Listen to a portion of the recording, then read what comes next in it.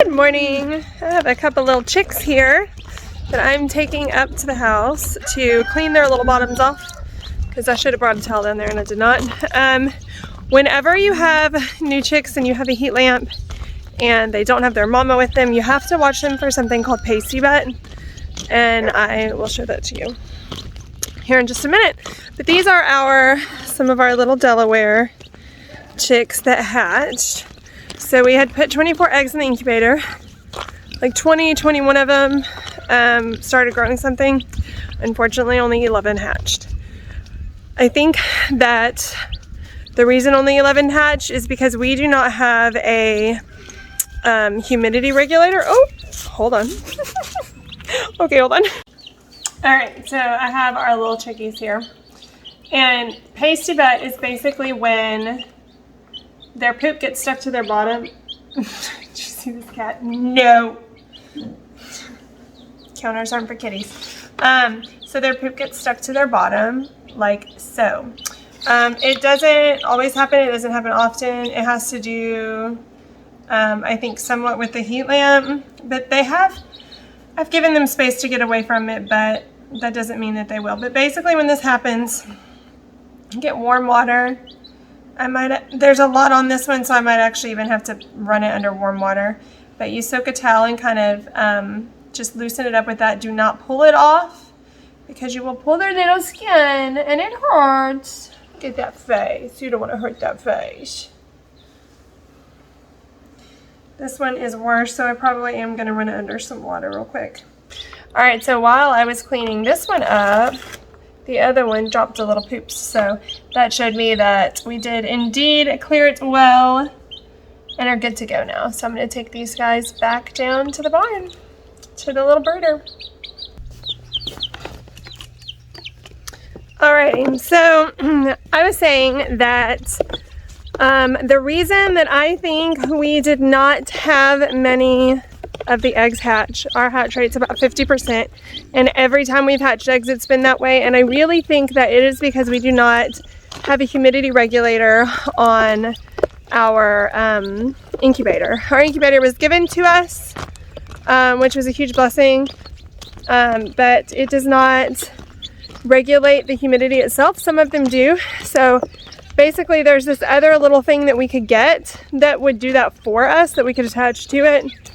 But they're like $150 and it just hasn't been in the budget yet. And so many times I have said I'm not hatching again until we buy this, and then I keep doing it because it also has a humidity alarm on it, the incubator does, and when I have eggs in the incubator, pretty much every night it wakes me up. It's just very hard to make sure that it doesn't get too humid but also stays humid enough all night, so I don't get a lot of sleep when we're hatching eggs. I'm gonna put these guys back in with their little brothers and sisters. Here you go, little one. Sweet little babies. So there is 10 of them. So I did say 11 hatched. One did not make it. There was something weird going on with its umbilical cord, and poor little guy just didn't make it. So we have 10 little chicken nuggets.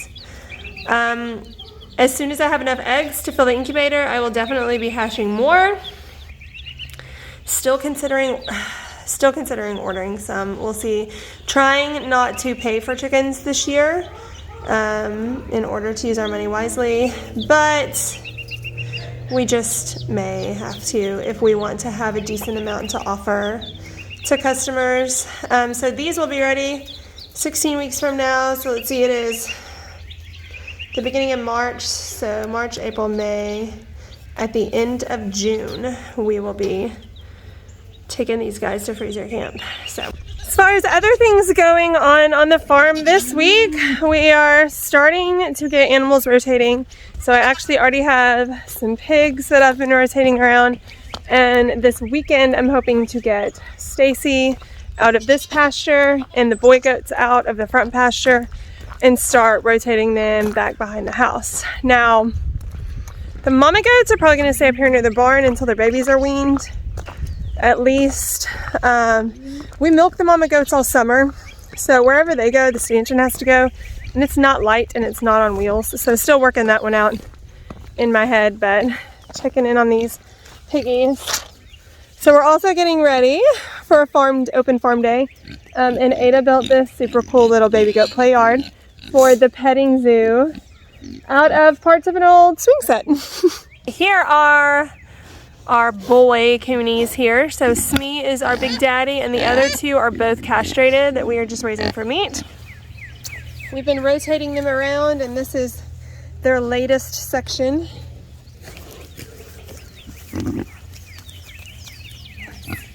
Hey boy. Hey boy.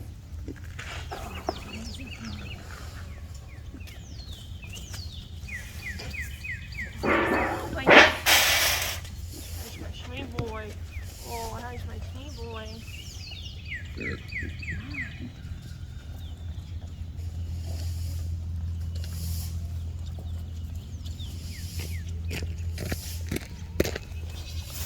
Alright, so they are happy and fed now. Gonna go check in on the greenhouse and then I have to go inside to process some milk because we got lots of milk. I'm actually gonna bring these boys some milk in a bit, I think.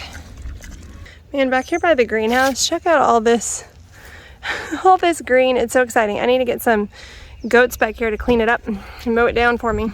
We're gonna see what is going on in the greenhouse today.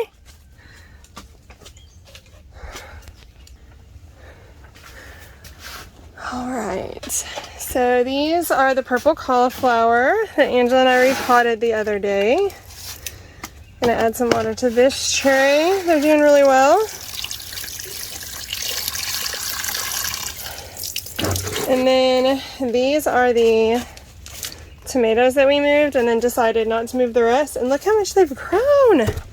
I mean, yeah, these are even getting second sets of leaves. So we'll definitely, if I don't get these repotted by Tuesday, that is definitely what Angela and I will be doing.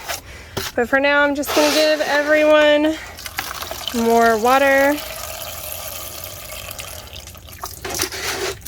Over here we have some different types of basil, huckleberry bushes, more tomatoes. One can never have too many tomatoes. And then some lettuces and kales and stuff growing over here. Hopefully those will continue to get a little bigger so we can move them out. And then our sod pepper tray that used to look really nice, and then Eliza the peahen decided she needed a snack. So now I have to acquire peppers in other ways, but we'll figure it out. Alright, so looking back here is so encouraging, all this green. So my parents are coming this Saturday. They just wanted to come out and see what they could do to help us on the farm and just spend the day with us, so that's really sweet. Hopefully part of that will be getting